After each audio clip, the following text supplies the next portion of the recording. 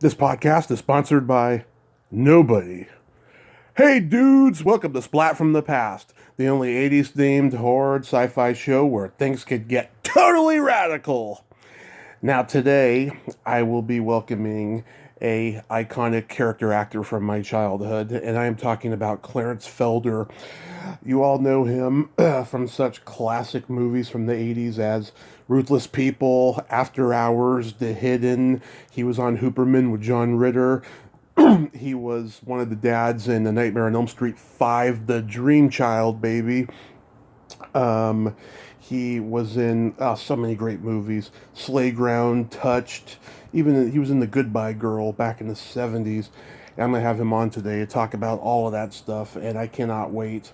The man is just a very talented icon from my childhood, and I'm glad that I found him on social media and got in touch with him, and it is going to be spectacular. I'm just so blessed with the people I get on this show. I know you're all sick of hearing it, but what the hell. I just turned 38 2 days ago, and I'm ready to rock and roll. So yeah, here is my interview with Clarence Felder. Hello, this is Clarence Felder. Good afternoon, Clarence. Welcome to the show, sir. Oh, thank you very much. Thank you. Very pleased to be with you.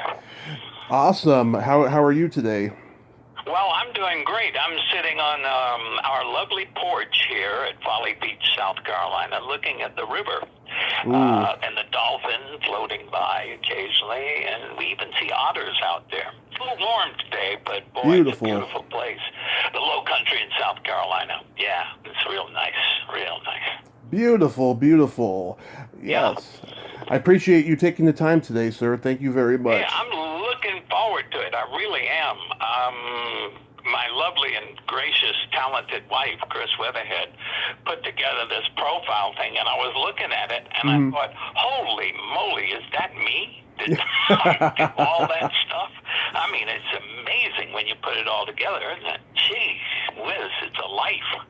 Yes, and 50-some years, I guess, I joined Equity in 64. It was 1964, and continuing to do it. Yes, I could tell through email that your wife is amazing, and I thank her for connecting us.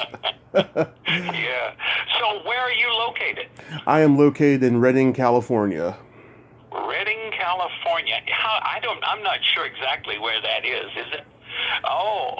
Because I love my time out in California. I was out there when I was a kid. My father, Right. during World War II, he was stationed out there at a place called Camp Roberts. It was very close. I don't think it exists anymore, but it was near a place called Atascadero and Paso Robles. Yeah, I went to school out there a bit.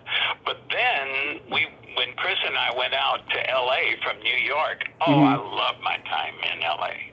That was so wonderful. I love the country out there. Really nice. Yes.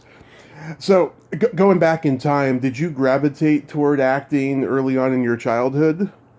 No, I didn't actually. I loved listening. I listened to the same soap operas in those days. I had on the radio a lady who took care of me, and before I went to school, when I was that young, and she used to, while she was ironing clothes or doing this or doing that, she would listen to what she called her stories, and that was radio soap operas, and I got fascinated with it. And then occasionally I would get to hear something like The Lone Ranger on radio or Matt Dillon on the radio, some of those kind of stories. And it took off for me. And then I started reading a lot.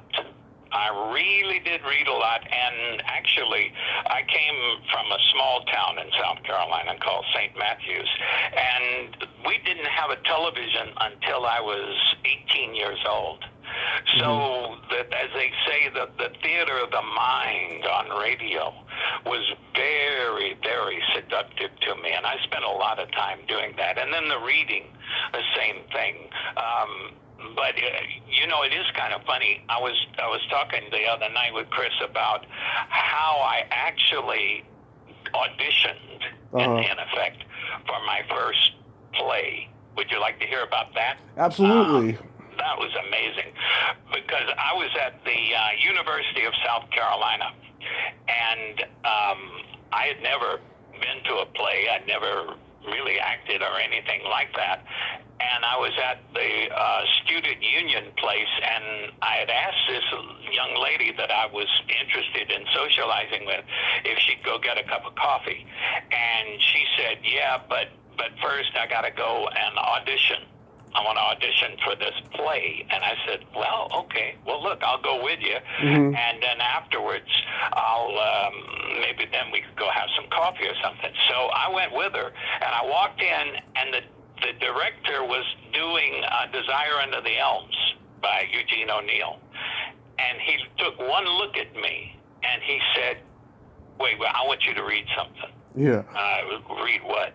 And he said, well, yeah, and it was one of those loutish brothers that are in the play, the two brothers that finally get kicked off the farm and they go off to California and stuff like that.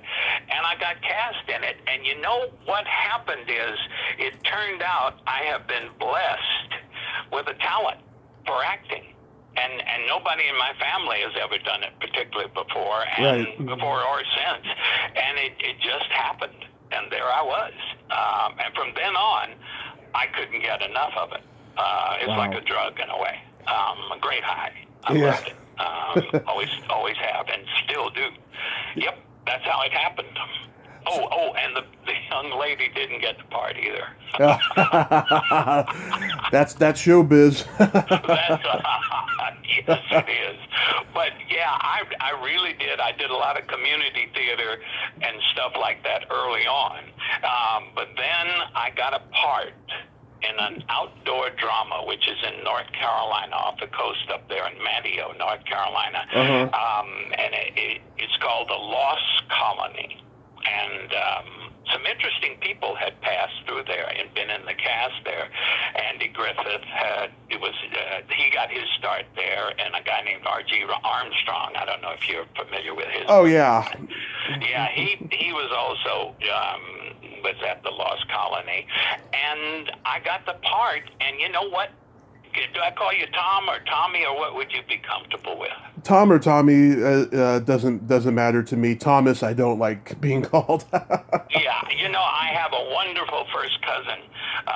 He's still here in South Carolina that I grew up with, and his name is Tommy. Yeah. So I really love the name Tommy. I associate it with great things. But yeah, I went to that, and they gave me money. Yeah. $50 a week. $50 a week to act. Wow. And do 6 performances a week. And wow. what we did was we were right on the coast there at North Carolina. And it was so wonderful because once we got the lines down and got the moves and everything, it was like a 1,200-seat amphitheater, outdoor drama.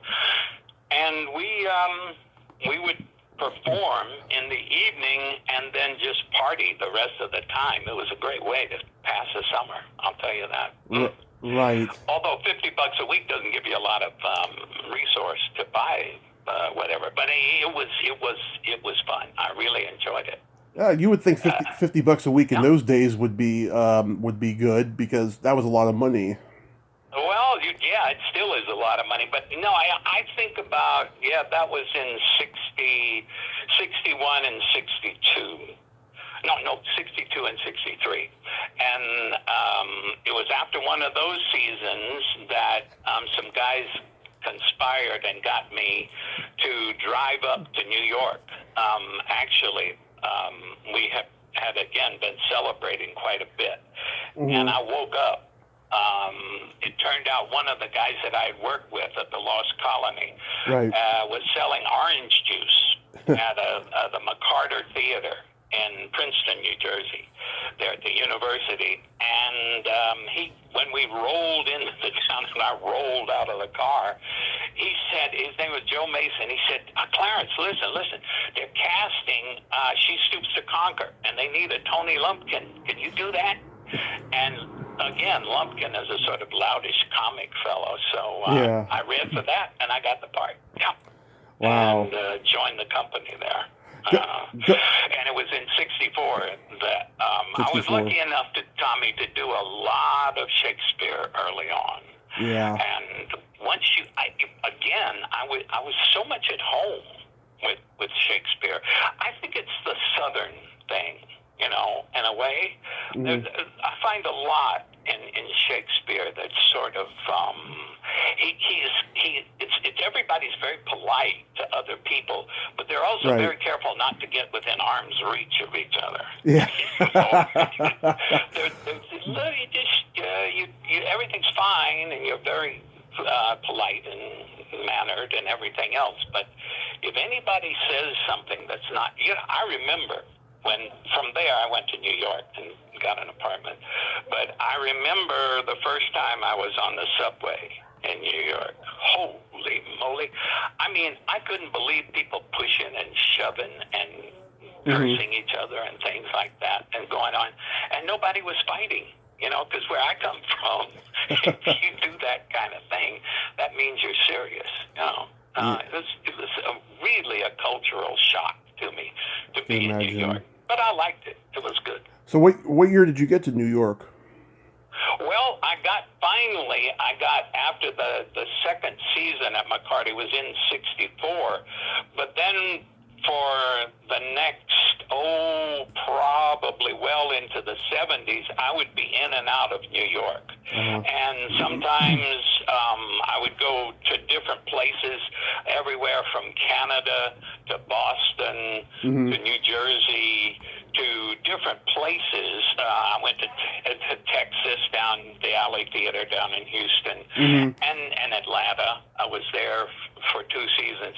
And it was in those days, there was a whole cultural structure of the Ford Foundation and the MacArthur Foundation, and they were building and sustaining these sort of concrete monuments to culture, these big theaters, and everybody had to do, Mother Courage and Her Boring Children, some Brecht thing or something like that, and then Shakespeare, and now that was good, and Chekhov, and those kind of classical, even the Greek plays, we did a lot of those. So, yeah, I did that off and on until actually I left New York in '84. Really, it was sort of like 85, and my wife is prompting me here. But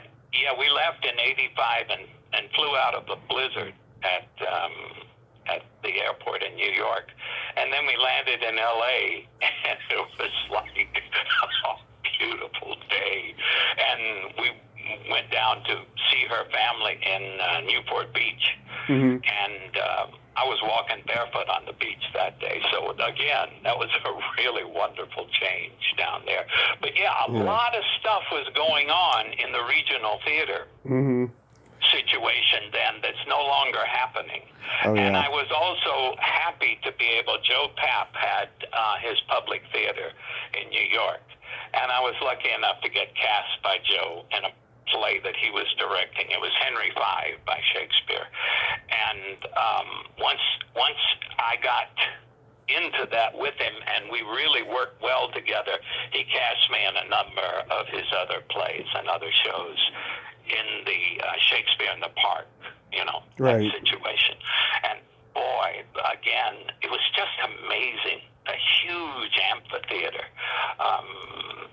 And people would come, and we played, during the evening, and we would take, even if the rain would start, we just take rain breaks like at a baseball game or something.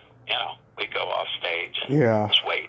And then they'd come out and squeegee the stage and stuff, and then off we'd be going again, to France or England or whatever.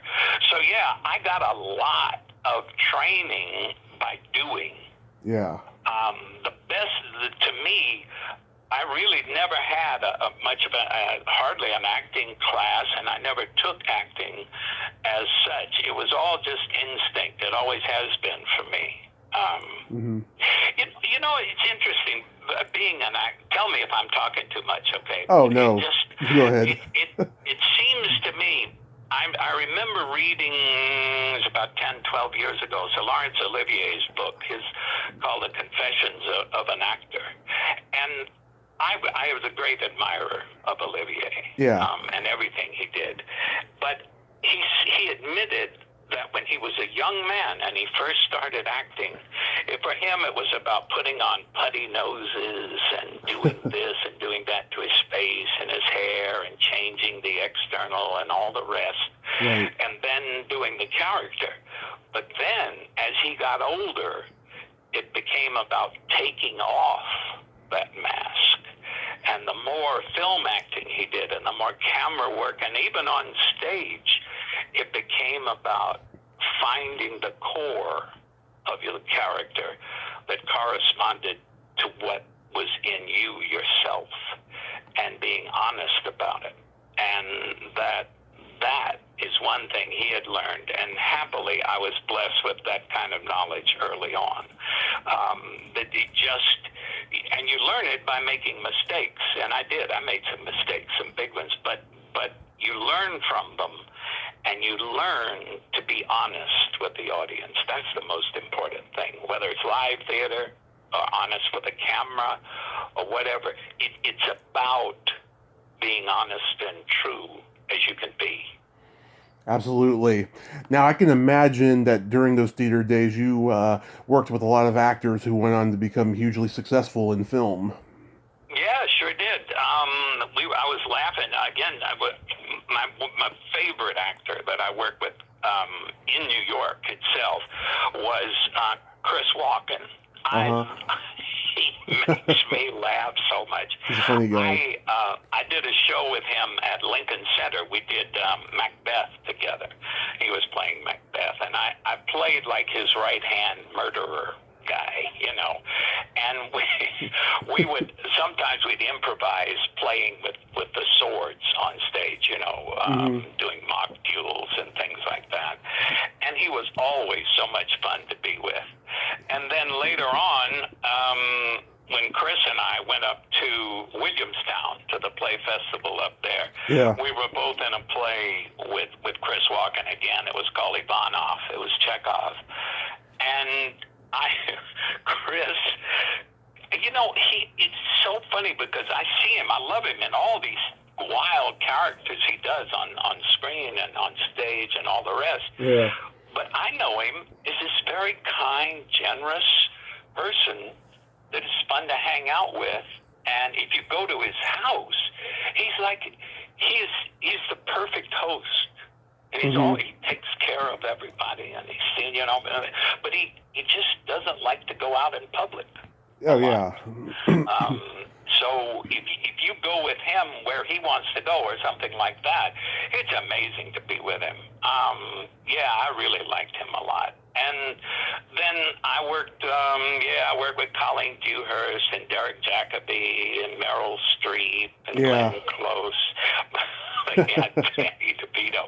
But I didn't work with Danny until I got to Hollywood. But I worked with Debbie Harry in a wrestling play on Broadway. It was called Teaneck Tansy. And she played my daughter, and she was a female wrestler, and I was a male wrestler. And I remember that in rehearsal, I'm looking at here's Blondie, you know, right there. I'm looking at her, and I had those earphones in those days, the thing, you know, the tape, and I was listening to greatest hits of Blondie. Yeah. I was sitting there, and so they said, "Okay, Clarence, come up here now. You're gonna," and they had added this thing where I wrestled with her for 2 rounds. I beat her up the first round, and then the second round she beat me up. But then they said that I was going to sing a lullaby to her to start the show. And I said, wait a minute. I'm singing to Blondie and I can't sing. I mean, it's ridiculous.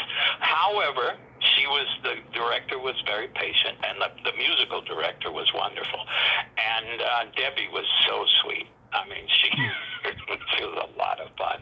I know when my wife Chris came to see a rehearsal one day, and she hadn't met Debbie yet, and before the rehearsal started, she was talking. She was talking to her, and she didn't even recognize her. She thought she was just some nice person connected with somebody in the cast or something, or on the staff. She had that great Jersey accent that she used in those days too. But I worked with a lot of good, very good people. Oh, and Bill Hurt. I worked with old Bill, and he was in Henry V too in the park. Yeah. Nice.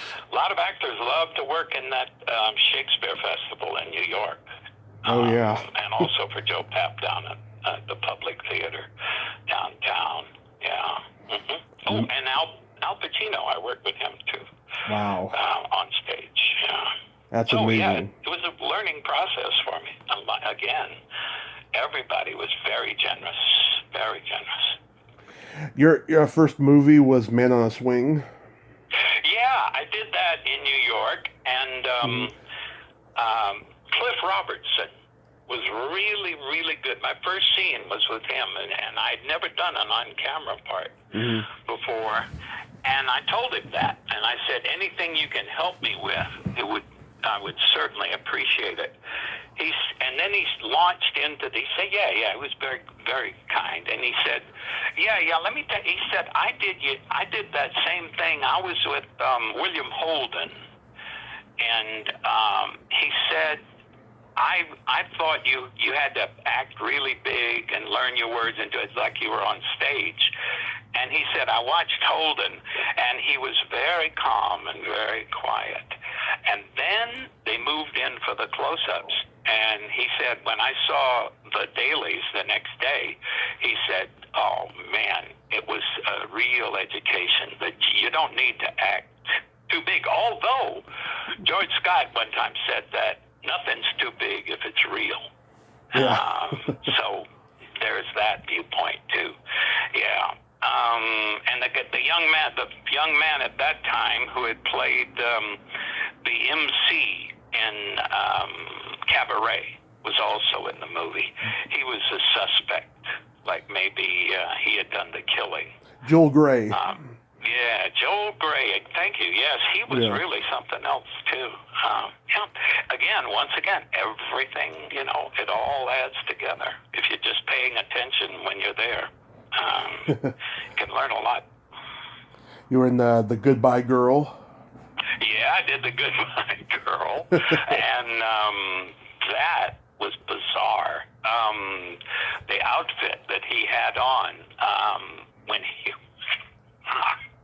it was supposed to be a new, again, Shakespeare. It was supposed to be a new version of Richard III, and his outfit for it was a football helmet and no top and just shoulder pads and a jockstrap, and that was Richard.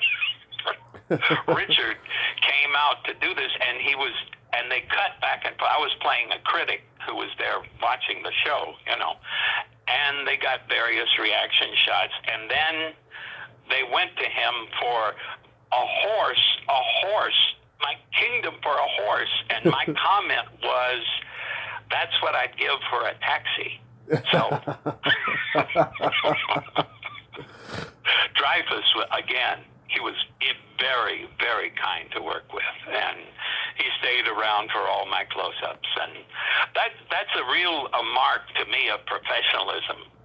And when I was in that sort of position, if they stay around for the other actors' shots, it's really important, Right. It's a courtesy, because they don't have to.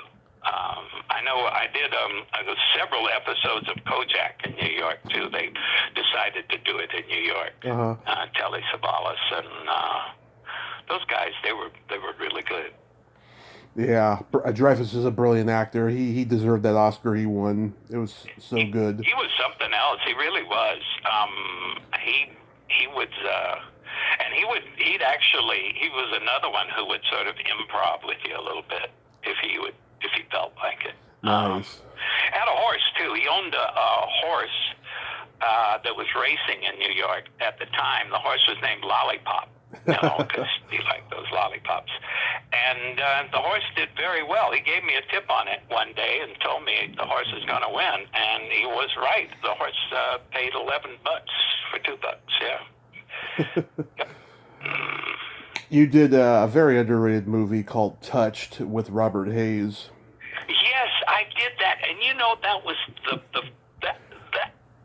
the way that all worked out was very startling to me. Mm-hmm. We did. I know there was a whole bar room fight. There was. That's when I got my first taste of physical acting. I never did stunts, not real stunts, because I had stand-ins and stuff, especially in L.A. But I did in that movie. I did some barroom fights, and the stunt coordinator again helped me a lot, and it had a very strange result. I don't know where it is or what's going on. I haven't. At one point, SAG had to force the. I don't know. There was something about the producers hadn't sent us the residuals and all that stuff. So I know they showed up. A check showed up all of a sudden. It was a pretty large check. So I don't know what happened with it. I don't think I've seen it since then. Yeah. I met Robert Hayes at a convention about 5 years ago. He's such a down-to-earth, sweet guy, I'll tell you. Oh, he is, yeah. He really is. He was in that movie, too. And he had done, when I did Ruthless People out in L.A., mm-hmm. or the Zucker brothers and Jim Abrams, they were talking about what a fun time they had with him in doing Airplane. Mm-hmm. And how good he was in that. But they didn't do the second one. Yeah. For some reason, I don't know why. But yeah, Mr. Hayes, he was just a fine fellow. I liked him. Yeah, sadly, I think he lost. And he's doing well, you say? Yeah, well, 5 years ago when I saw him, he was. I think he lost his home in the Canyon fires, if I'm not mistaken. Oh no, I'm sorry to hear that. Yeah. My goodness. Yeah, I saw a headline of that a couple years ago when it happened. That was sad. Wow, what a catastrophic event, right? I mean, yeah. Man, and those poor horses got killed out there too, or something. I think some of the racehorses were trapped in that fire. Yeah. As you can tell, I'm a gambler. I love gambling. I mean, that was one of the big. Well, I'm an actor, number one. I mean, yeah, mm-hmm. But also the fact that you could drive from L.A. to mm-hmm. Vegas in 3.5 hours was a wonderful thing for me. We took a lot of breaks, Chris and I, going to Vegas. Love it. Mm. Yeah. How about Sleigh Ground with Peter Coyote? Yeah, that was interesting. I was doing that. I was shooting that mm-hmm. During the day, and then rehearsing T-Neck Tansy with Debbie at night. And then finally, we worked out a deal. We were getting ready to open on Broadway in T-Neck Tansy. And 2 days before we opened, we'd been running for about 6 weeks of previews. Mm-hmm. And it was doing very well. And then they told me on Sleigh Ground, they said, you got to come to London to shoot this death scene of yours. And so they put my stand-in on in that preview and flew me over there. And then I went to Shepperton Studios. That's where we shot it. Yeah. And we did a bunch of, again, physical stuff. But also, my character was drowned in his in a lobster tank in his restaurant because he'd been trying to help Peter's character. He'd been a hitman before, and he tried to help Peter. And so this guy gets him, and it's horrifying. I did look at that, and they had done a full body cast of me. So it really was me. They had done the whole thing, and it looked exactly like me lying face down in this lobster tank. And I think it frightened Chris, too. So we finished that, over there in London, and then I came back, and we opened 2 days later in New York with T-Neck Tansy. Yeah, I really, Peter's a good guy. He came to see the show in New York. Brilliant actor. Yeah, and he had a beautiful little girl. His daughter was lovely. I think she was about 10 or 11, and she had a little T-Neck Tansy cap on and stuff. She was very nice. Came backstage. Yeah. Yeah, my friend Kelly Maroney, she's the teenage girl who gets picked up at the beginning of the movie, and she's shot by the time the opening credits are over. Oh, yeah. But still, that's a nice credit, right? Oh, yeah. She was living in New York at the time doing Ryan's Hope, and she got asked if she wanted to do that one-day role, so she did, and she wears it like a badge of honor. Well, yeah, sure. And, speaking of soaps, my lovely wife, Chris, was a real soap opera queen in New York. She did Edge of Night for quite a long time there. She did, she played Alicia Van Dyne. She was the richest, meanest bitch in the world. She was constantly trying to mess up the lead's marriage and doing this and doing that. And she's good. She's really good at that. All kinds of acting she does. And she did a number of others too. I did a day player like your friend on a couple of soaps, but I never did a longer. Oh yeah, soaps are a very hard job because you have to memorize like 50 pages of dialogue a day. Oh my God, tell me about it. I had to run Chris. They sent her some speech. It was like 40 pages of speeches or something the night before they had rewritten everything. So I had to run them with her to try to help her learn them. I don't know how she did it. It's difficult for me to learn that kind of stuff. Wow. Yeah, but she's good at it. Yeah, well, I'm glad your friend did well. Absolutely. Now, Marty Scorsese's After Hours is one of my favorite movies of his, and that's saying a lot because he's done so many great movies. But what was your experience working with him?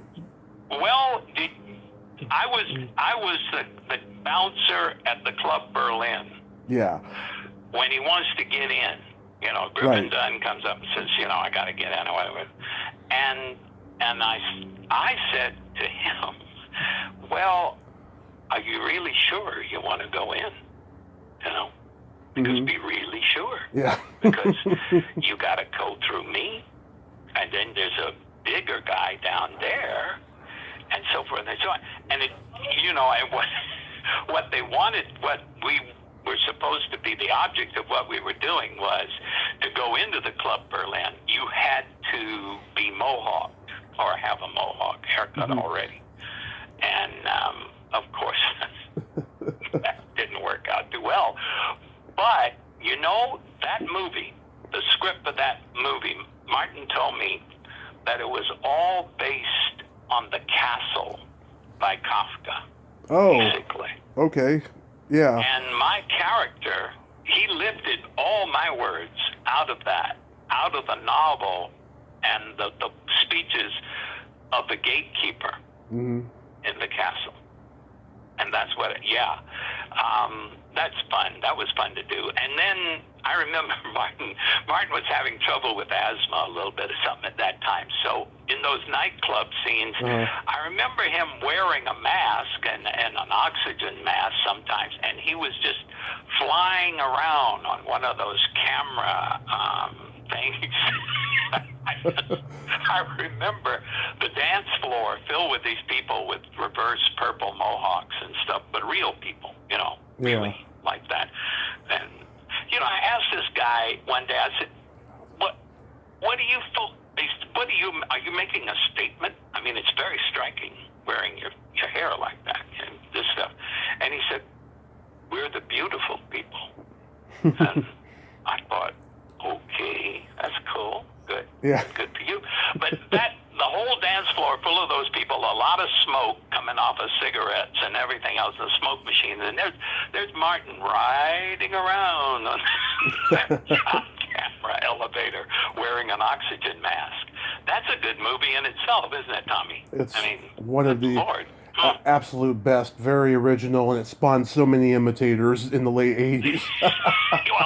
well, and the one thing, though, about Martin, I have to say, he did a lot of takes of the one scene because it was a moving camera anyway. And Griffin was coming up the sidewalk and coming up some stairs to talk to me about getting into the club. Well, I am not very tall. And so Martin had me standing up on the stairs and shot Griffin's stuff down, because he was down on the lower stairs, and shot over my shoulder. So it looks like he's shorter than me, you know, and he was kind of short, but he wasn't that short. And they shot down, and then when they shot me over his shoulder, they shot me looking up at me, which of course made me look like a giant. And then the action of the movie and all like that. So, but I would say we did it probably at least 25, 30 takes of that shot. And Martin never lost his temper, never got upset with us, nothing. It was very positive. Good. Now, I've had directors on camera, which sometimes if you take more than, 2 shots or something, they're not pleased. But he was very, very calm and very supportive during the whole thing. Nice. That's my experience, anyway. I was a bouncer for 7 years, right? And where were you a bouncer? This very famous bar. I was at this very famous bar in San Mateo called the Swinging Door. It used to be called the Prince of Wales. A Prince of Wales in San Mateo, huh? Yes. Wow. Reagan announced his run for governor there in 1962 or whenever it was.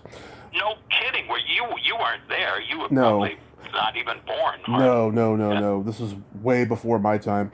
And then, there you are. Yeah. And then I was at another place, just this little dive in South San Francisco. And during those years, whenever I would read the energy of somebody who was cocky or difficult, I would use you as a reference in after hours just by being intimidating. That's very funny. Thank you very much. Yeah. That's great. Chris will love that story. She was there in San Francisco a while, working with a theatrical group there. Yeah. American Conservatory Theater, it was called in those days. Oh, she probably knows Lois then, Lois Foraker. She maybe does. I know Bill Ball was in charge there when she was there. It was in Haight-Ashbury. Yeah. And she often says, boy, it's a miracle I survived it. Yeah. From that time, let's see, I know Lois Foraker, I know Donovan Scott. She probably knows them. Jonathan Scott, yeah. Donovan. Yeah. Small world, that was back before the internet. Everybody knew each other. It was just a small community. Yeah, that's true, yeah. Do you remember guest starring on the 80s reboot of The Twilight Zone? Absolutely do. The first one I did was a dream sequence from a fellow, and it turned out he had died. The whole episode was an unusual length. It was like, with commercials, it was like about 45 minutes.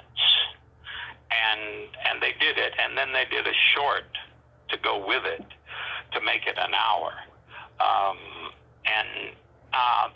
I enjoyed that a lot. And also I did a second episode with them where I'm not sure exactly what they were. We were astronauts. I just did the voiceover for these astronauts, and there was a friend of mine was doing the other astronaut, and we were talking, and then something creeps up and gets them or something, and they're grabbed by an alien or something. And we did the voiceovers for that, but still the residuals were just the same for both episodes. That's interesting, yeah. Yeah. The gentleman, I'm trying to remember the man who was the lead in that. Jeffrey Dumont. Yeah, well, no, there was another one. There was a guy who was, he did Full Metal Jacket, and he was a nice young man in that one. Let me look it up here. He got killed in the shootout. Kubrick had him killed. And, Vincent D'Onofrio?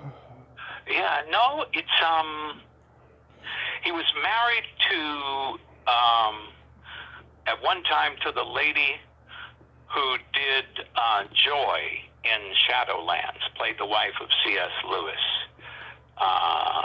This fella, anyway. They see Arliss Howard. Get stuff with all this stuff, and it's difficult to recall all the faces and names Arliss. them all together. But I can see him. I can see his name right. I see his face right now. And I remember I was a big, strong guy. It wasn't a bad thing. We was just fun thing, and he was kind of small, and he beat me at arm wrestling. And everybody cheered him in the bar and everything. It was really great, and I shook his hand. It was wonderful. And then it turned out it was just like his fantasy as he was approaching his mortality. It was Arliss Howard. That's it. You got it. Thank you very much, sir. See, you can't beat education and youth. There you are. That's right, Arliss. Yeah, wonderful fellow. Yeah. My earliest memory of you was in Ruthless People. It's, to me, one of the funniest movies ever made. Tell me what it was like on that set with that cast and the Zucker brothers. I'll tell you. Yeah. The first thing is how I got cast in it in the first place. That's amazing, because I had just done, and since you like the movie so much, After Hours, I'd just done that. Yeah. So they were trying to reboot Mary Tyler Moore's series. Yes. And the first two episodes that they were shooting were going to be directed by Danny DeVito. So when I came walking in, he recognized me because he had just seen, a couple of nights before, he had seen After Hours. Right. So he shook my hand and he said, "You're not tall. You're not tall at all." I said, "No, I'm not. It's the way they shot me, and so forth and so on." So he cast me. He gave me a part in this thing where I was supposed to intimidate Mary Tyler Moore, and then she gives me what for and puts me in my place, and she does it. So I'll tell you, though, Danny was great to work with and work for, and he really pushed me to go in a certain direction with the performance. And not everyone was happy with it, particularly Miss Moore. However, we all survived, and everything went, was fine. It worked out. But Danny was very mischievous. He was a lot, very impish. And so after that, I was over at the CBS studios where his then wife, was shooting her series, and he was over visiting. So I saw him there. Yeah. And I was so impressed. I remember he said, "How about a cup of coffee?" I said, "Yeah, great." So we went in the dining, the executive dining room, and they had already closed and everything else. And in we go, and Danny says, "Hey, give us a cups of coffee." Yeah, and we sat down, and they did. They just whisked it out and, took care of us and everything. That was really impressive to me at the time, because I hadn't been out in L.A. that long, and I didn't really realize how that power structure works all the time. But it was very, very good, nice. And then they wanted to cast a cop for Ruthless People. Yeah. And so I guess they talked to Danny, the Zuckers, and Jim Abrams, and they called my agent, and I went in and read, and they asked me to do the part. I really, Danny, he would break people up so bad, Tommy. I mean, he would just say anything. Anything that would occur to him. And it was all funny. It was all really good. And there were takes that got ruined because the Zuckers were in the other room, looking at the video assist while we were shooting. It was usually in Danny's living room set that this would go on. And Danny, I don't know if you remember, and we can't talk about it probably in this situation, not specifically, but there's a great wrong number on the telephone. Yeah. Comes in. Oh, you can talk about it. But that was not in the script. Mm-hmm. Danny just said that. And we began to, my eyes almost bugged out. And then we began to hear these giggles coming from the other room. It was the Zucker brothers. So that's a typical thing that he would do. He would just get this glint in his eye, and you knew it was coming. You just knew it. Yeah. Oh God, he would just keep doing it. Bette Midler was not happy with most of us on the set because she was pregnant at the time, and she wanted to go to Hawaii bad, and we were holding up her magnificent life, so she got a little testy with some of us at that point. But it was all, once again, it all worked out. Oh, and you know that line, this could very well be the stupidest man on the face of the earth. Perhaps we should shoot him. Yes, that by the way, those are the two best lines of the movie, and I mean that sincerely, really, Clarence. Yeah. What happened is when we were shooting that, we were up on the top of a building in downtown LA, and David Zucker said, "Gosh, this line, I don't know. Do you think it's gonna work?" Jerry said, "Well, yeah, let's shoot it. So we shot it, and after the first 2 or 3 previews, they called me up and they said, "Clarence, listen, you got to come in. We got to do something." And so I went in, and apparently audiences would break up so bad at the first, this could very well be the stupidest man and on the face of the earth, and they would be laughing, so they missed.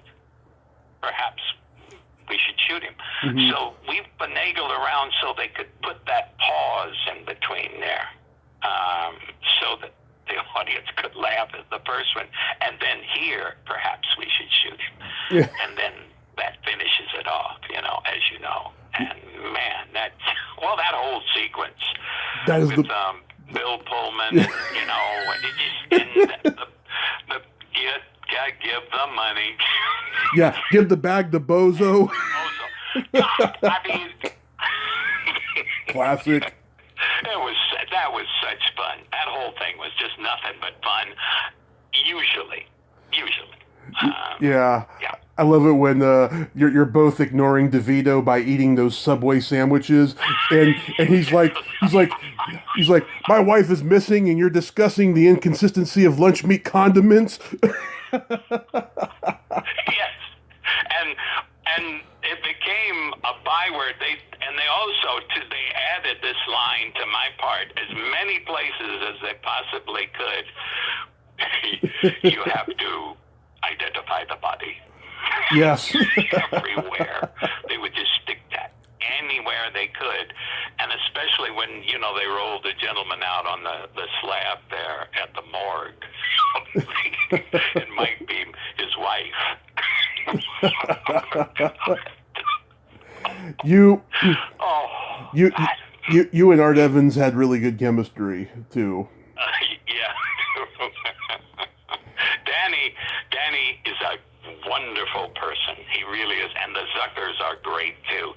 We were eating in a restaurant. Chris and I were in Santa Monica eating in a place that we liked very much, and I didn't know this until it all happened. But she said she looked over my shoulder, and these 2 wild-eyed fellows were sneaking up on our table, sneaking up, and everybody in the restaurant was noticing them, and they were saying shh to her, Mm-hmm. And it was the 2 Zucker brothers, and they got right up in my ear, and they said, "Identify the body." Oh, that's so Oh, brilliant. Lord. Dale, What a movie, huh? yeah, Yeah, it's finally gotten the right kind of recognition, I think. I think so too. Really, really did, yeah.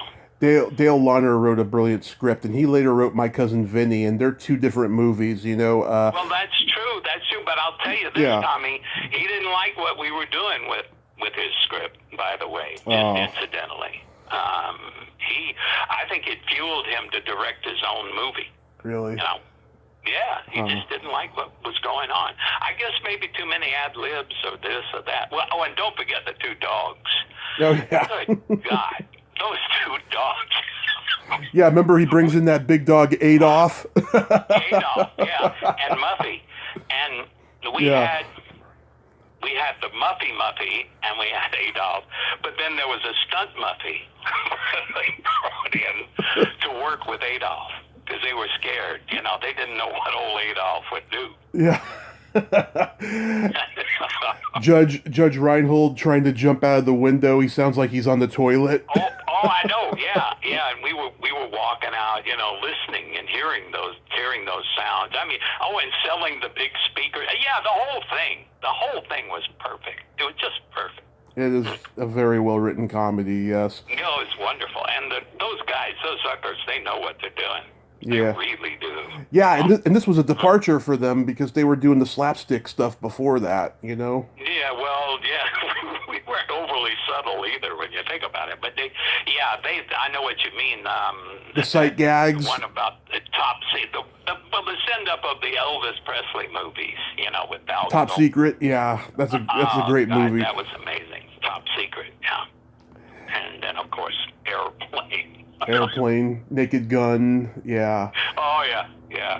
And by the way, they said all those actors, those guys, the pros, Yeah. been around, Nielsen and all of them. When they said, I asked them how it was to work with them all, and they said, oh, they were wonderful, great. So the only problem was that Leslie Nielsen had this fart noise in his pocket, and he would do it and not tell anybody. And you know, he'd be standing there. There'd be this actress and the Zucker, and they'd be talking to Nielsen and everything. And then all of a sudden, you'd hear, oh. Yeah. Finally, they said they had to take it away from him. Just about every actor I've ever talked to who worked with them said that they witnessed that. It's ridiculous. It really is. But it's good. It's good. How was making Amazing Chuck and Grace, or Grace and Chuck, however? That was interesting because we went out to Montana for that and shot out there in Big Sky Country. That was that happened very quickly, and I liked the British director. He was very good. And he assembled everything. We did all the baseball stuff and all that and that worked out. And then they started bringing in these, I don't know what they call it now, but it was like these little walk-on things with Gregory Peck and this well-known person, Alex English, a basketball player from South Carolina. Right. And Jamie Lee Curtis, she was there. So they just rushed it right on through. I still get resids from it, and they still owe me $10,000 on the back end. But they owe a lot of people stuff on the back end. Yeah. Did you work with Gregory Peck or meet him? I met him, sure. Yeah, we were all on the bus together. They put us on a bus to take us to the location a lot. And then when I was flying back to L.A., there was a tiny little airport, and he and his wife came in. And it's interesting. By that time, evidently people had sort of forgotten just how good he was and how important he was and all the rest of it. It's the kind of thing I was looking at them and I thought, my goodness, sitting alone in this little place here in this airport waiting room, and man, I admired his work so much. Yeah, he really has worked. He was such a decent, good person. Mm-hmm. There again, that goes back to what I was talking about, Tommy, about the actor being honest and true about what's in him or her. You know, I mean, and I think Peck basically was such a decent person that it shone through whatever he did, and that's why I think in To Kill a Mockingbird, it was spectacular what he did that day. Yeah. Oh man, that you can't make that up. No. You either know what that feeling is or you don't. I'll tell you another one guy who was good on camera, and he is very under-respected, I think, and that's John Wayne. Oh, yeah. John Wayne, God, I mean, his performance in The Searchers as that ex-Confederate, it's amazing. Ethan Edwards, it's as good a film work as I've ever seen. Of course, it didn't hurt that John Ford was directing it either. Absolutely. No, he was really good. And that movie influenced so many other directors, like even After Hours, looking for something and searching for someone. And The Deer Hunter, same thing. Cimino said his whole idea came from that. Was he watched The Searchers several times and then did The Deer Hunter where they were looking for Chris Walken, you know.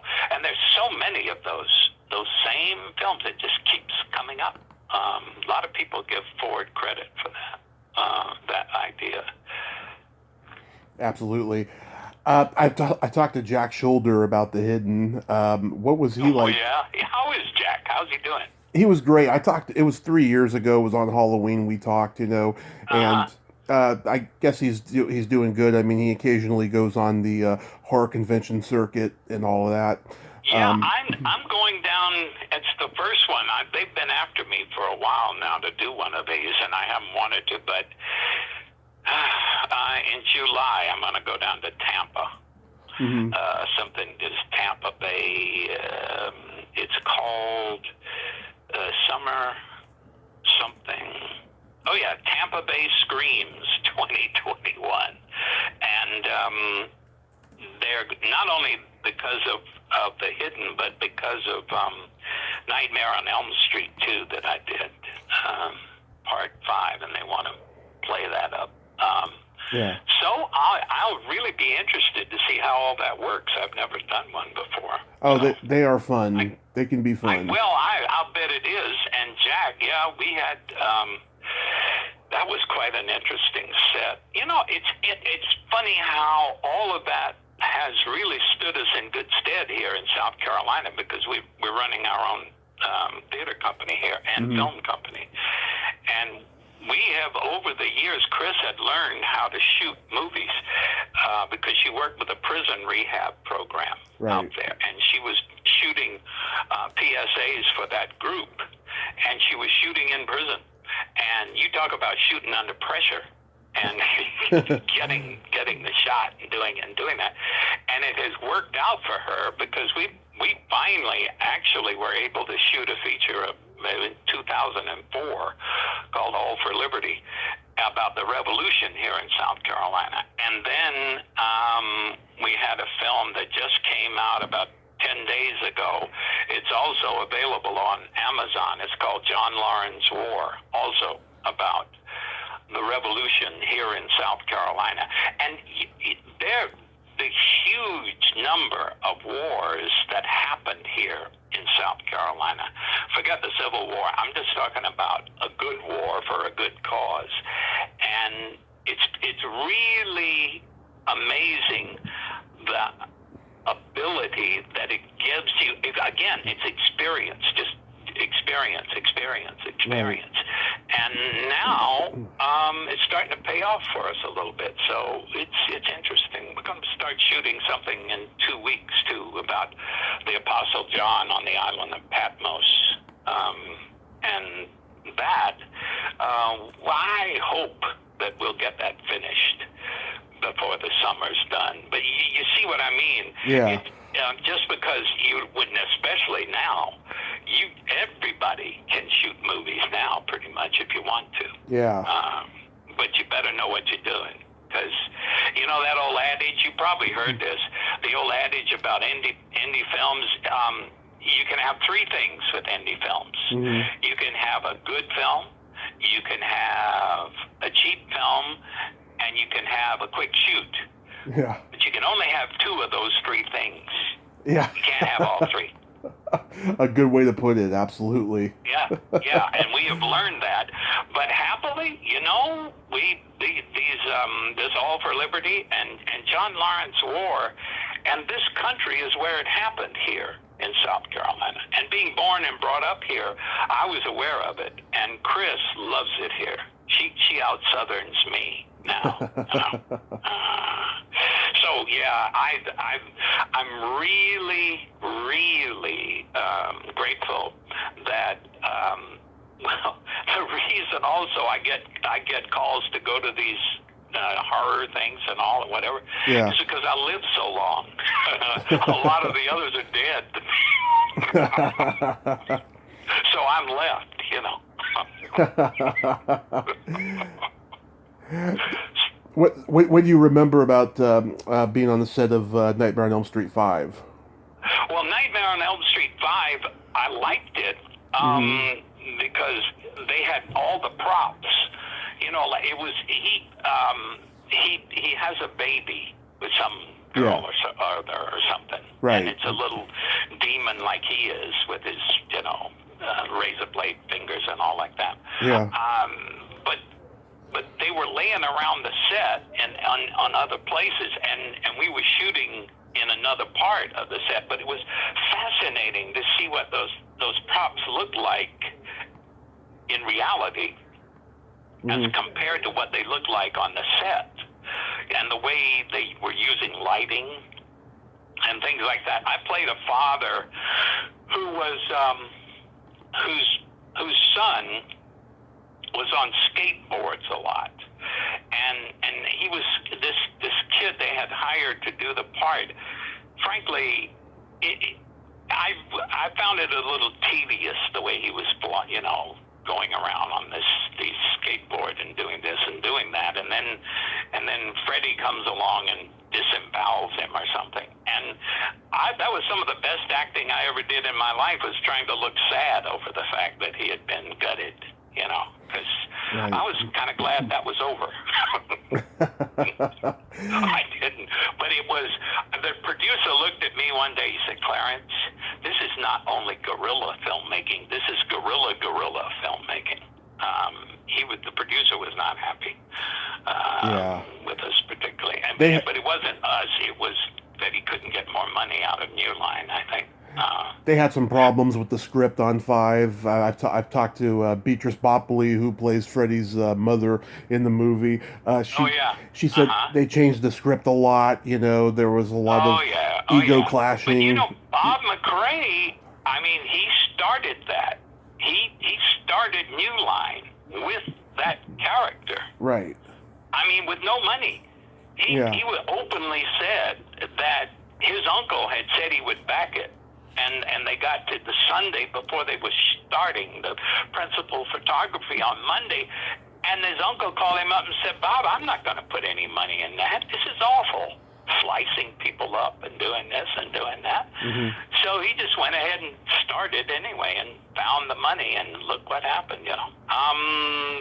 He got lucky. Wow. And who was in it, too? Johnny Depp. He was in that first one. Johnny Depp, Amanda Wisp, Heather Langenkamp, and my good friend Ronnie Blakely. Oh, yeah, there you go. Horror movies. You know, it's hard to mess up a horror movie. Although you can, but I guess you can mess up. But nobody starts out to make a lousy movie. No. People talk about Hollywood like that. You sit around a table and you say, "Okay, let's make the worst piece of crap we can." No, nobody starts that way. Everybody thinks it's going to be a really good movie. No, and then sometimes it is, sometimes it isn't. So. You're my second guest from Hooperman. Alex Elias is a good friend of mine. Oh, wow. How is she doing? Is she okay? Oh yeah, her and her husband are in New York. They're doing virtual theater productions, and they're very active. You know, when the pandemic isn't going on in acting, and Yeah, we yeah. I send her Christmas cards every year, and she's doing Well, very good. when you win and if you talk to her, please tell her I said hello, would you? I sure will. Yeah, I enjoyed working with her a lot. I liked all those Stephen Bochco things I did. Stephen and a guy named Greg Hoblet that directed a lot of them. And of course, John Ritter. I mean, my Lord, what a fine gentleman he was. Oh, Yeah. great guy, great friend. He loved The Hidden. He went to see it. He didn't tell me, and I went into the makeup trailer for Hooperman one morning, and he came over to me, and he got real close to me, and he did this thing that Jack Shoulders told us, all of us who got possessed by the alien, we had to do something that the dog did, because, you know, my dog got possessed in that too, Yeah. and gave it to me in The Hidden. So we did this thing running our tongue around our lips, like that, like the dog did. And Ritter did that to me that morning. He said he had seen the film. I think he really enjoyed horror movies. We went to see another one together, too. It was The Return of the Living Dead, I think. One of those. I know we went out together to see that. Yeah. Yeah, he was a cool guy. And whenever there would be any tension on a set, as you can imagine there was, he would just do something and break everybody up, and things would cool out, you know? Yeah. Really good, really good. I worked with him, I guess, like Alex, it was 2 years, I guess. Yeah, Deborah Ferrantino, Felton Perry, what a great cast. Oh, yeah. It was really nice. And Barbara Bosson. Barbara Bosson, married to yeah. Bochco at the time. Yeah. I guess people didn't know if he was trying to do comedy or drama on that show. I think, they use that word, which I don't like. I don't, because it's not accurate dramedy. People weren't used to that kind of thing. True, and it was a half-hour show. Yeah. That's unusual, but it was so expensive, Tommy. I mean, it was like, I think they told me it was like $600,000 even then. Wow. An episode. And that's it was a 22 and a half minute film is what it was, every 5 days. And it was a one camera shoot, just like a movie. Yeah. And the shots were all shot that way. And I was doing, when I was doing The Hidden, I was shooting that during the day and the afternoon, and then they called me to come. They wanted to do the pilot for Hooperman, so they said, would I shoot it? And my agent, bless her heart, she booked me, so I would go, after shooting the Hidden, I would go and shoot Hooperman at night. And it was really something. But, you know, you got to strike it while it's hot, and it all worked out. So there it is. Dude, would you like to hear? Maybe Alex saw this. I don't know if she saw this. She wasn't there when do you remember that dog that was on Hooperman? Oh, yeah. Little Britches was its real name. Yeah. And the dog's stage name, the film name was Bijou. Remember that one? Yeah, I remember him. And that was Ritter's dog. And Ritter hated that dog, and the dog hated him. I mean, they just didn't like each other. It was so funny.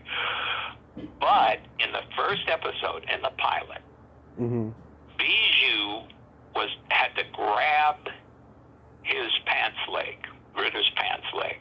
I was there when we shot that. So this was getting to be like, 1 in the morning, 1:32. So I'm gonna give him a little space on this one. So they said, why won't the dog? She won't grab his leg. So his handler said, the wrangler said, well, look, let's get a mouse wrap it up in an ace bandage around John's ankle. And then, because this dog was a terrier, it would go for the mouse. And they did it. And I'm standing there, and, I had a vague feeling of, I don't think this is going to work out. This is going to be too good. But they did it, Tommy, and they wrapped it around, and the mouse was alive. Wow. And so, then when Little Britches went for the mouse and trying to get at it through John's pants, then the mouse started eating on John. he was running around and yelling and hollering and stuff, and we were all just helpless, laughing, of course. And I've never seen that on a movie set before or since. That was truly amazing. And I do think it was the late hour and desperation, and people were trying. So if you ever see the first episode and you see that dog, you can see the lump under John's cuff on his pants. If you look close, where the dog is going for it. God, that was so funny. Oh. Yeah, I think the pilot is on YouTube. I'll take a look at it. Yeah, take a look at it. And that won a Golden Globe that year too. Oh yeah. This pilot. That episode, that pilot for Cooperman. Usually when a series wins a Golden Globe or an Emmy in the first season, it's usually canceled right after that. Well, we made it through 2 seasons. Our main problem, I think, is what you said. Also, Steven stopped writing the episodes and gave it to other people. Yeah. And they just weren't as brilliant as he is, or was. I'm sorry. Was. Stephen J. Cannell did that on Beretta, too. Yeah, he just gave it to other people, and it just didn't work as well after that. Also, for some reason, the critics just didn't go for it. I don't know why. We got great ratings. Yeah. But it just... Well, also there was a power struggle a little between Steven and the new guy named Iger, who's still in the business, I think. He was head of ABC at that time. He took over. Brandon Stoddard was head of ABC, and he liked the show. Well, then Iger took over. He was at Disney before, and he took over ABC because Stoddard just quit, and he and Bochco didn't get on too well. So anyway. That's what that was. That's what happened. I enjoyed it, though. It was good. Yeah. How about making the Last Boy Scout? Well, that was good because I like Tony Scott. It's very sad the way his life ended, but he was a good director. Once again, good directors. I mean, there's a thing I'd like to say about Hollywood. Yeah. Tommy, if you don't mind. Go ahead. I think there's a lot of folks out here everywhere who, when they talk about Hollywood people and Hollywood, they say it as kind of a pejorative word, but it's not. Hollywood is mainly a bunch of people who are just trying to work and do well and do their craft, whatever that is, and trying to feed their families and educate their children. That's really what Hollywood is. Most of it is people like that, union members, working hard. It's only the people at the top with all this stuff going on and this mistake and that thing and, saying things or whatever.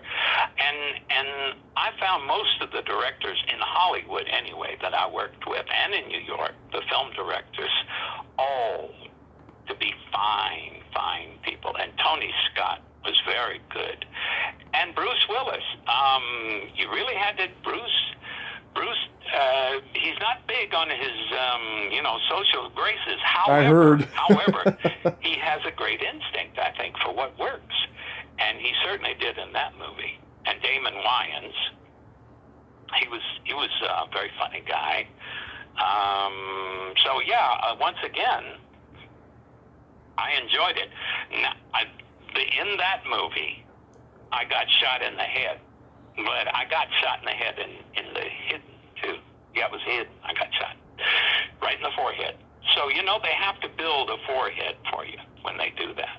Mm-hmm. And they put the squib in there, which is usually it's some kind of metal and it's leather, and then they put just a grain or two or partial grain of gunpowder in it. And they wire it into your forehead, and then the special effects guys, when it's time, they hit it, and then the blood gushes out. So that's what that was. And we did the scene, and Tony Scott thought it was great. And in that, my stand-in did the thing where he got kicked back by the gunshot, and hit the street. And I didn't do that part, but I did the thing with the thing in my forehead. Well, I got a call from my agent in a couple of days, and it turned out Tony Scott had gone to see Sean, the State of Grace. I think it's called State of Grace, yeah. Hell's Kitchen in New York. And he was horrified because they had a lot more blood in that movie than he had in The Last Boy Scout.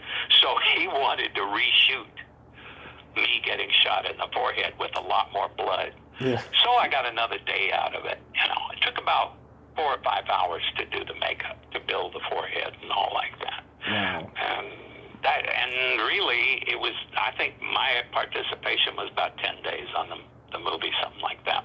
And those are the two biggest residuals I get still today are Last Boy Scout and Ruthless People. Wow.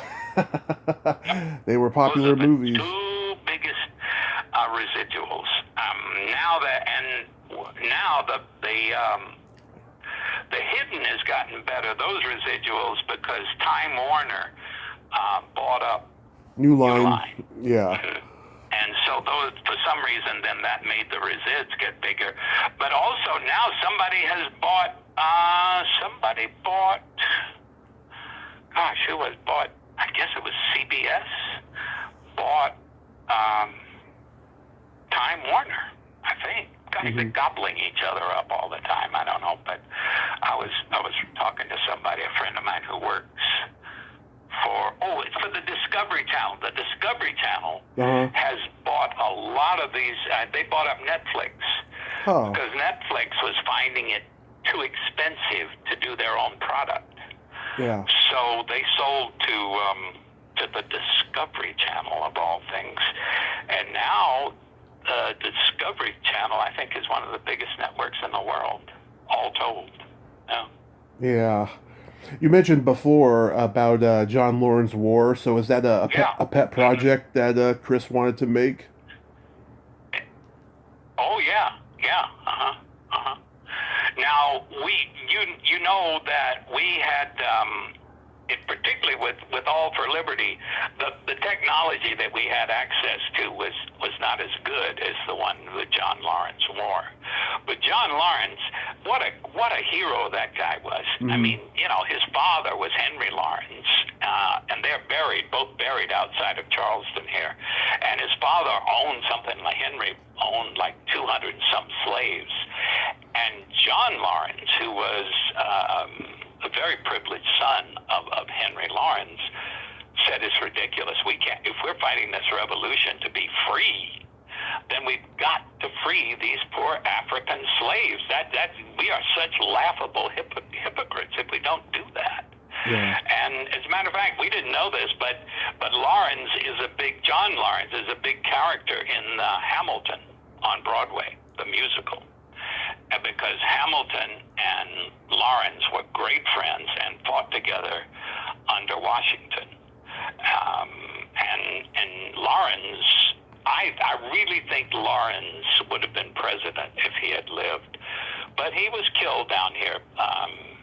I think it was Lafayette who said, well, I don't know why he's not dead, John Lawrence, because he seems like he's done everything he can to get killed in every battle. He was wounded in 4 different battles, too. But he understood what the hypocrisy of the slave system was, and he fought against it, even against his own father, Henry Lawrence. Huh. Interesting. And Henry, I got to play Henry, and Henry at one point was the president of the Continental Congress, and he and Washington. Actually, Washington lived with him there in Philadelphia for a long time before he went up to New York to hit the field up there. And Henry, at that point, had a secret mission to the Netherlands to get some money. That's where they were getting a lot of money from at that point for the revolution. And Henry, his ship was captured by the British. And they caught him, and he had thrown his leather pouch over with his secret papers and everything else. And the Brits found it, and, they took him, and they put him in the Tower of London. He was the only American who has ever been held in the Tower of London. And he was held there for close to 18 months during the war. So, never know these things, right? Yeah. It sounds like you have a lot of knowledge for the John Loren universe. Well, we have, what we have is we love history. Mm-hmm. We both love it. And I love classical theater. I love all this. Shakespeare is just, it's beautiful. And the Greek classics and the Roman classics and all the rest of it. So, yeah, what we try to do is just tell the truth. And this John Lawrence is so appropriate for the time now that we're in this country where we're divided so harshly with race and all the problems in conjunction with all that. And here is an example of a young man who not only was willing, he wanted to recruit 5,000 African soldiers and help and fight, give them weapons, give them everything, command them, lead them, and use them to fight against the British. And he almost got it. But the states, there were several states, including his own South Carolina, that voted it down and wouldn't authorize it. And what a shame. What a shame. I think there wouldn't have been a horrible civil war. Like it wouldn't have been necessary. I think he was well on the way to stopping it. And Chris loves that. I mean, that she's very committed to loving people and to people who do things and don't just talk about it. We've noticed in working how Aristotle said one time that your character is what you do, not what you say, not what other people say about you, not what you. But it's what you do. And C.S. Lewis is the same thing. He said, what you do is what your character is, and I agree with that. The Greeks went a little further. The Greeks said, character is destiny, and that presumes that the evil are punished in this world and the good are rewarded. I don't necessarily think that, but I do know that it doesn't matter to me why you do something, Tommy, or why I do something. What matters is what I do and what you do. Mm-hmm. To me. And John Lawrence put it on the line, and he died for it. Yeah, what a brave man, though. Yeah, he is. He was, and they're both buried out here. There's an abbey out here where some monks are. It's called Mepkin Abbey, and the Lawrence graveyard is out there. And Chris went out there, and she came back. I remember she came back, and I saw her, and she had these weeds in her hand, and she said, I had to pull the weeds off his grave. Nobody takes care of John's grave out there. So she's very committed to this whole thing. Yeah. Really quickly, I wanted to ask you about the Silent Natural, because I've had a couple people on from that. Oh, yeah. What? Do you remember their names, who they were? Or do you? But anyway. Oh, yes. The young man who played the lead, he was fascinating and really, really good. Mm-hmm. Really good. Great sense of humor. It was totally different set, of course, because they had so many signers there to help everybody who really couldn't hear. And that the man who played the huge guy, maybe you talked to him, the guy who was in Halloween and played Michael Myers. He's like 6'7" or something like that. I haven't talked to any of the Michael Myers, no. He did the same, he did Teaneck Tansy, the one I did with Debbie Harry in New York, that musical. He did it in L.A. Right. And we shared some of those experiences talking about what that was like on the set. And he's a wonderful guy. Yeah, I thought the whole cast was great. The director was good, and I really liked the producer. He was really fine. And I met him actually on the set of The Hidden. He was a man at the time, and so I shot him in that sequence where I come back to life and start shooting people again in The Hidden. Yeah. That's I've talked. So. Mm-hmm. I've talked to Barry Pearl, Vernon Wells, Kathleen Kinmont. Yeah, who's a friend of mine. Him. We had a great scene together. Yeah. Really good scene. Yeah. And Richard Hurd, who died 2 weeks after I interviewed him. No, I didn't know Richard had died. Really? Yeah.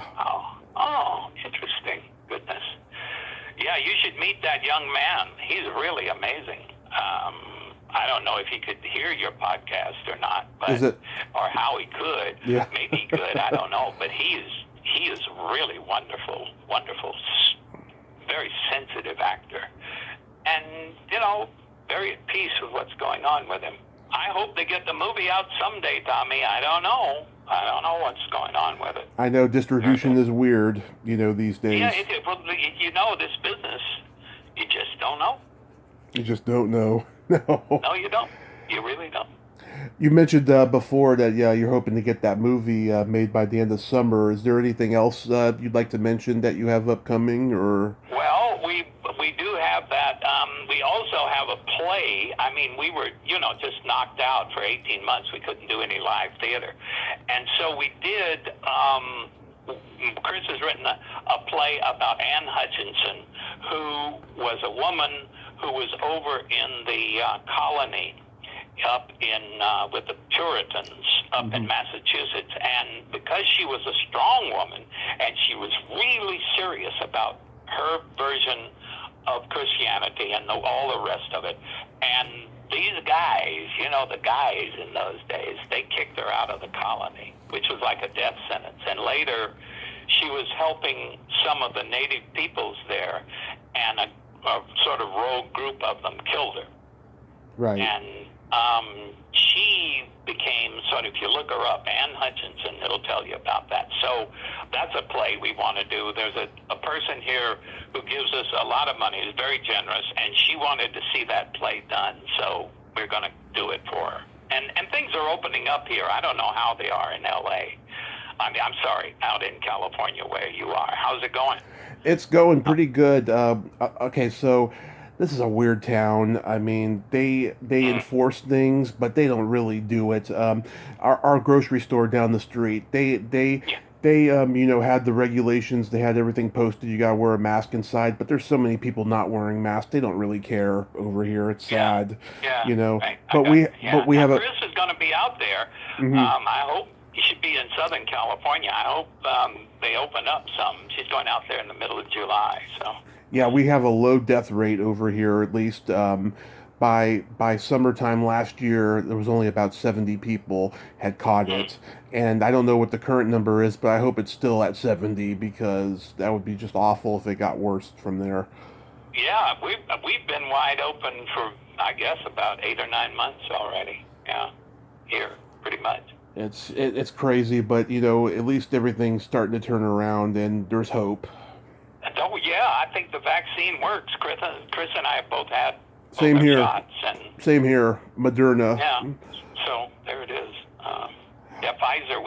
We got Pfizer here, and we didn't have much bad reaction to it, too. A lot of people do, but we didn't. So we're very grateful for that. One last thing I wanted to ask you, Clarence. Yep. You have such a radio voice now. When you were like listening to the radio when you were younger, did you ever think about even becoming a radio guy? Oh yeah, I worked as a when I was before I was acting. Mm-hmm. I worked for an FM station in Columbia, South Carolina, and they wanted to start an FM classical evening, show.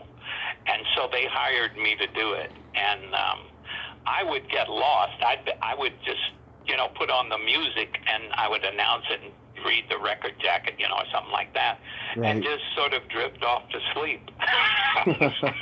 And that didn't go over well.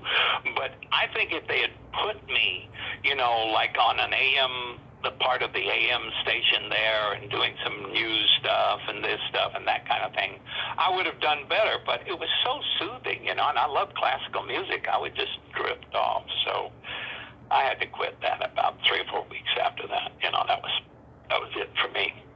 But I've done some voiceover stuff, yeah.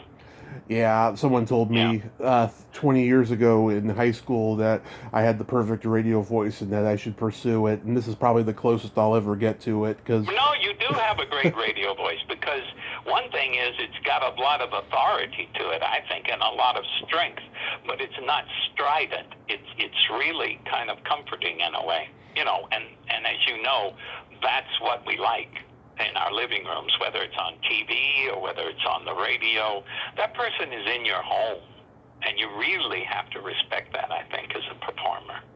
Yeah, I love what I do, and I love... Well, you do it very well. I've really enjoyed just running my mouth and listening to you. It's great.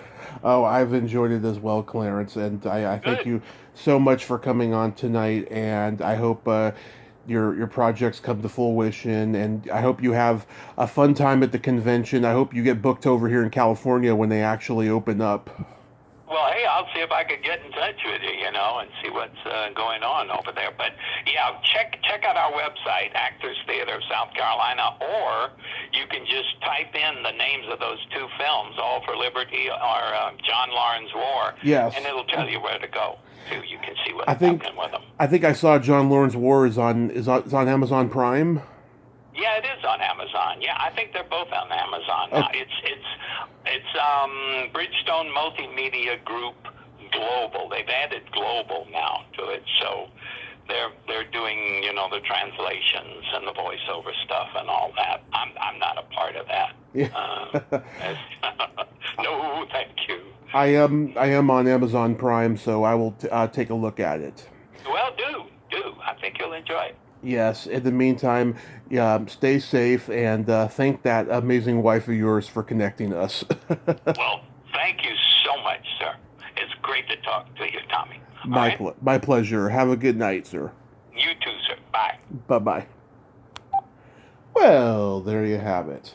Clarence Felder. Ain't he a cool dude? Oh, what a nice man, huh?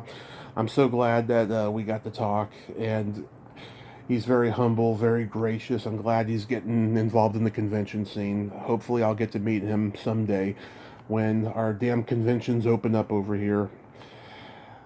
Well, until next time, this is Tommy Throwback Kovac saying there's no shame in living in the past, because the present sucks. Later, dudes.